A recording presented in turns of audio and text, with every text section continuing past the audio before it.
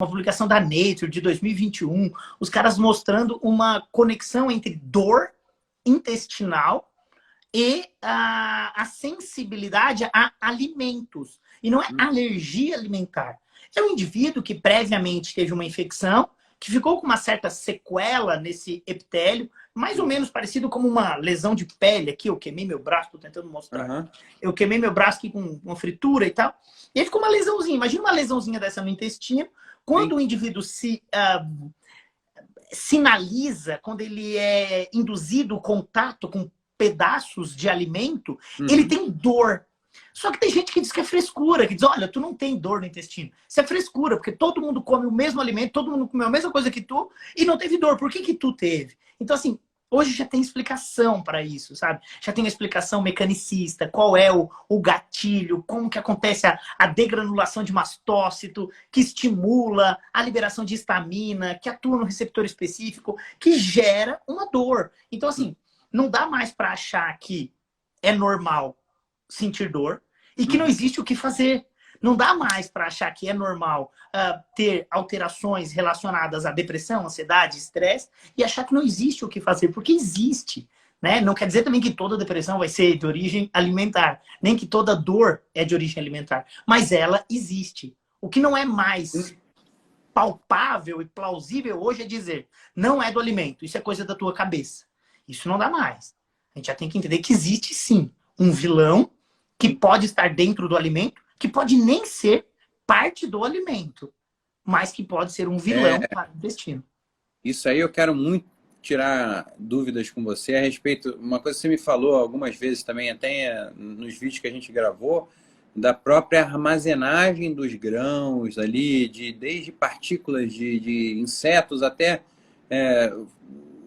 sei lá, o amendoim que é guardado de qualquer jeito num silo, num depósito e num galpão. E aí crescem alguns fungos ali que são altamente tóxicos, né, para o nosso intestino. Então, às vezes, não é nem o próprio amendoim, mas o jeito que ele foi armazenado. Às vezes é o próprio, sei lá, partículas de inseto ou pelo de roedores. E como é que a gente pode minimizar esses efeitos desagradáveis aí dessas coisas tóxicas que acontecem? Vamos lá. Bom, Duda, então assim, mais uma vez eu quero agradecer. A primeira vez que eu falei sobre isso foi em um congresso internacional, em 2013. Eu fui convidado para palestrar num dos maiores congressos de nutrição e tinham duas salas simultâneas. Em uma sala era uma palestrante americana e na outra era eu. E eu não tinha visibilidade nenhuma ainda, estava começando no mundo de palestras e tal. E eu pedi naquele momento para falar sobre micotoxinas, um perigo oculto em alimentos.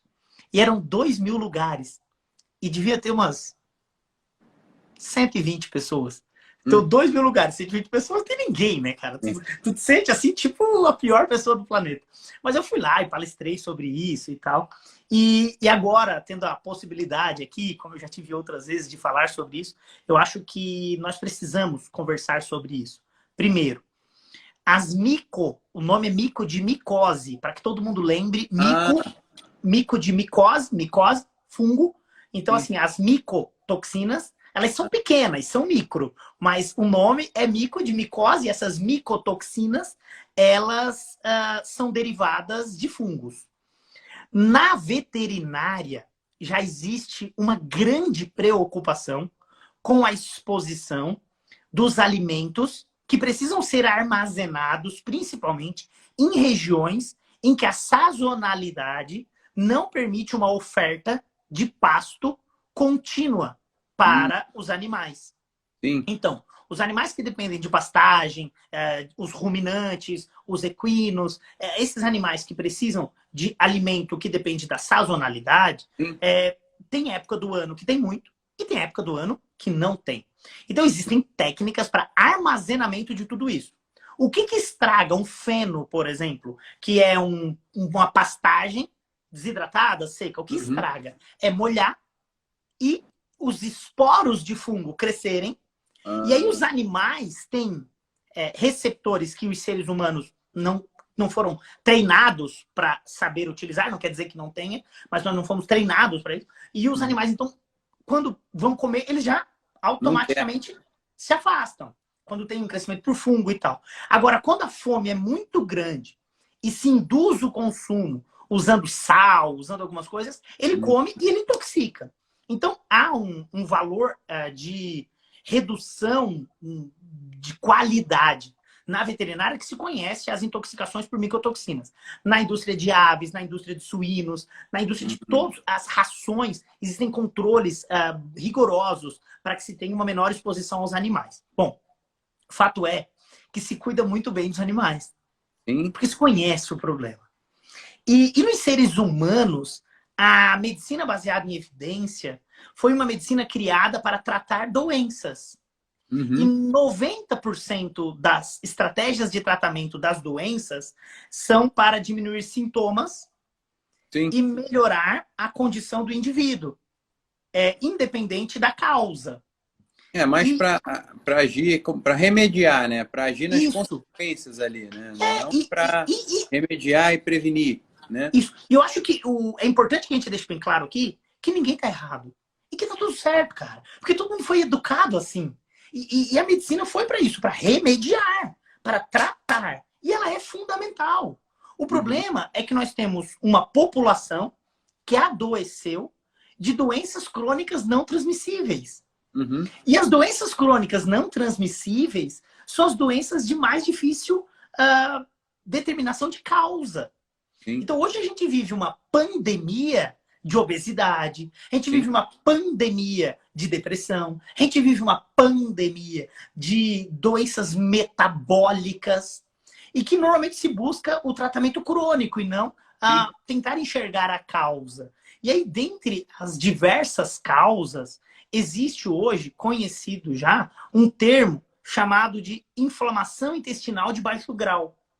E essa inflamação intestinal de baixo grau nada mais é do que o indivíduo que tem menos imunidade, defesa a partir desse intestino. Fazendo uma analogia, que é assim que eu aprendo, é como se nós tivéssemos uma casa e nessa casa o muro foi quebrado. Ele fica mais vulnerável às condições externas. Seja um bandido, sejam pessoas que nem iriam roubar essa casa, mas como não tem o muro, a bicicleta está ali, já tem uma invasão. E no intestino acontece da mesma forma. Esse nosso tubo, quando a integridade do epitélio não é mais a mesma, há uma vulnerabilidade para pequenas reações. Feito cadeia, né?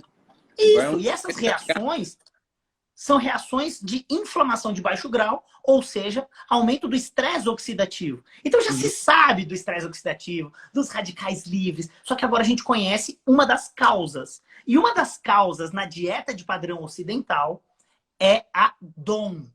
D-O-N. D-O-N. Cujo o nome adequado da micotoxina é deoxnivalenol. Essa micotoxina, uma micotoxina produzida por um certo grupo de fungos, especificamente por penicílio, fusário. Então, a desoxnivalenol ou deoxnivalenol é uma micotoxina produzida por fusário ou por outras espécies. O nome dela, o apelido Dom, cai muito bem, né? Então é D-O-N. Mas o apelido é ótimo, né? E aí, ela tem o dom de ralar a tripa. Então é ela que rala a tripa, é ela que gera a vulnerabilidade. A DON é a quebradora de muro e é ela que torna o indivíduo mais vulnerável.